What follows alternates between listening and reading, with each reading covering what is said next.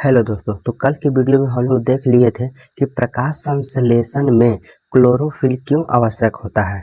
क्यों आवश्यक होता है कि अगर पत्ती में क्लोरोफिल होगा ही नहीं, अगर पत्ती में क्लोरोफिल होगा नहीं तो प्रकाश संश्लेषण कैसे होगा। जब स्टार्च ही नहीं बनेगा, ग्लूकोज ही नहीं बनेगा, पत्ती में अगर क्लोरोफिल होगा नहीं तो कहाँ से बन पाएगा खाना। अगर नहीं बनेगा तो पेड़ क्या हो जाएगी, सूख जाएगी ना। पेड़ क्या हो जाएगी, सूख जाएगी, खत्म हो जाएगी। हरा हरा भरा फिर नहीं पत्ती रहेगी ना। तो चलिए, तो आज की वीडियो में हम लोग देखेंगे कि प्रकाश संश्लेषण में CO2 क्यों आवश्यक होता है। क्यों होता है CO2 आवश्यक ना। इससे क्या होता है, क्या होता है इससे CO2 से। जैसे हम लोग ऑक्सीजन लेते हैं तो ऑक्सीजन से, अगर ऑक्सीजन हम लोग लेते हैं तो हम लोग जिंदा रहते हैं, जिंदा रहते हैं ना, जिंदा रहते हैं। इसी प्रकार अगर पेड़ पौधे को कार्बन डाइऑक्साइड नहीं मिलेगा तो ये लोग जिंदा नहीं रहेगा, ये लोग जिंदा नहीं रहेगा ना। तो चलिए देख लेते हैं। तो सबसे पहले हम लोग देख लेते हैं कि सामग्री में क्या क्या होगा, प्रयोग में क्या क्या होगा, से देख लेते हैं। तो सबसे पहले एक तो लेते हैं घड़ा, एक लेते हैं घड़ा जिसमें एक हरा पौधा लगा होना चाहिए। क्या लगा होना चाहिए, हरा पौधा लगा होना चाहिए। अब लेते हैं एक पात्र जिसमें कुछ रख सके। घंटी की पात्र यहाँ पे दिया हुआ है, किसी का पात्र दिया हुआ है, घंटी का पात्र दिया हुआ है ना। अब लेते हैं कि पोटेशियम हाइड्रोक्साइड का घोल, पोटेशियम हाइड्रोक्साइड का घोल लेते हैं ना, क्योंकि इसको पत्ती पर डाल सके, पत्ती पर डाल सके ना। अब लेते हैं एक पेट्री डिश, पेट्री डिश क्या होता है, जिसपे हम प्रयोग कर सके ना, जिसपे हम रख सके पत्ती को ना।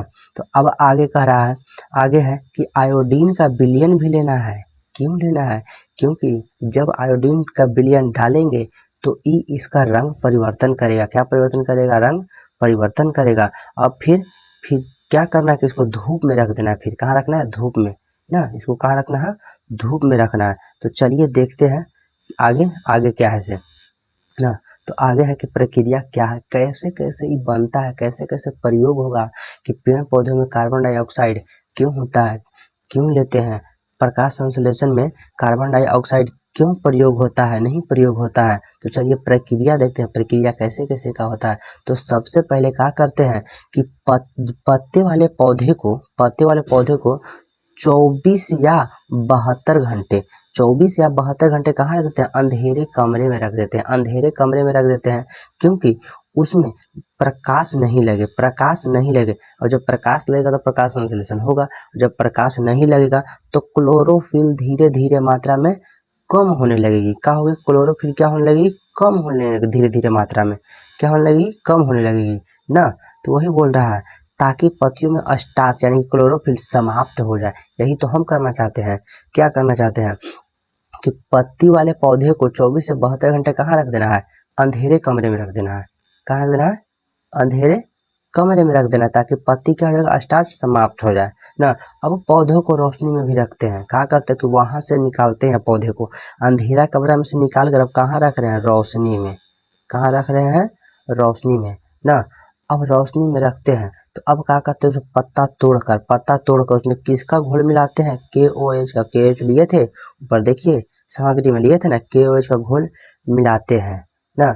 तो जैसे ही मिलाएंगे KOH का घोल तो जितना वायुमंडल में कार्बन डाइऑक्साइड था सब सोख लेगा। क्या सोख लेगा, कार्बन डाइऑक्साइड था सब क्या करेगा, सोख लेगा ही ना। क्या करेगा, सोख लेगा। देखिए यहाँ पे लिखा है कि कार्बन डाइऑक्साइड को क्या करेगा, सोख लेगा ना।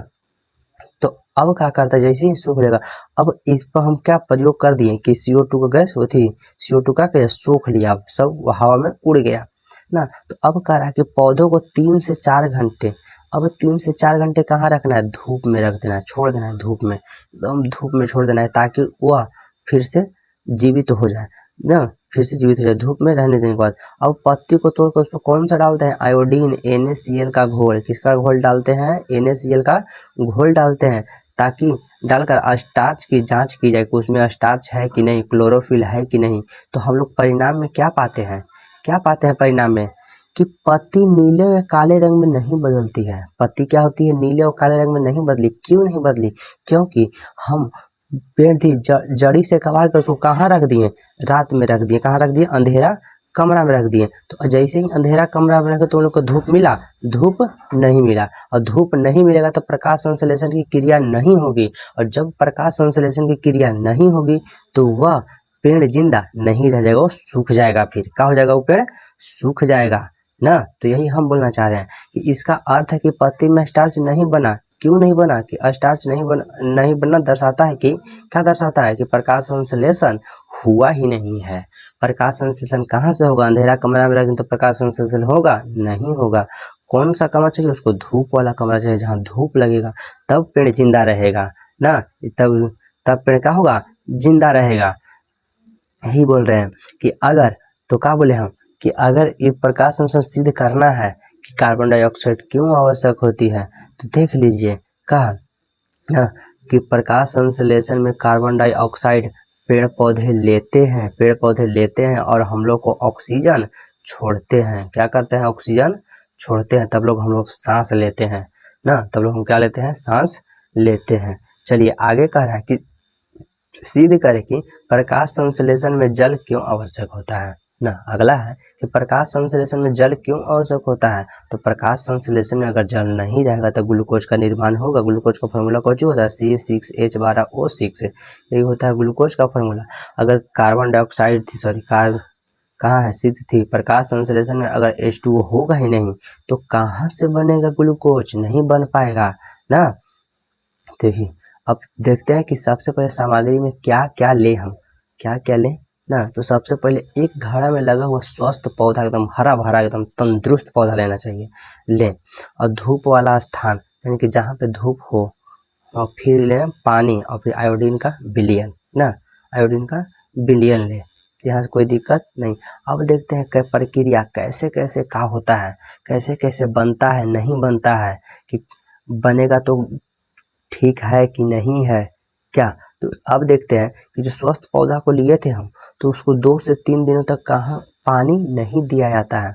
उसको 2 से 3 दिनों तक पानी नहीं देंगे, और जब पानी नहीं देंगे तो पेड़ अपने आप क्या हो जाएगा? सूख जाएगा। पेड़ अपने आप क्या हो जाएगा? सूख जाएगा, मुरझाने लगेगा। कहाँ कुछ होने लगेगा?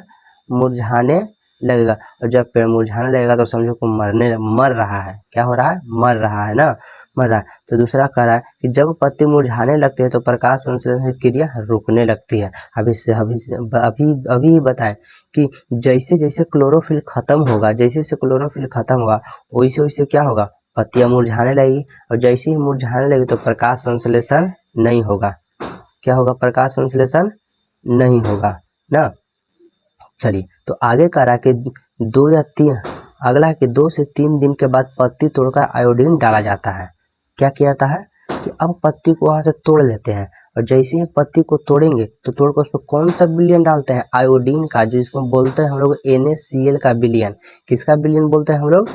NaCl का विलयन बोलते हैं ना, NaCl का विलयन बोलते हैं। अगर NaCl का विलयन नहीं डालेंगे तो पता चेक कैसे होगा कि इसमें क्लोरोफिल है भी या नहीं है ना, है भी या नहीं है। तो जैसे इस पर क्लोरोफिल का विलयन डाले तो पत्ती नीले और काले रंग में नहीं बदली।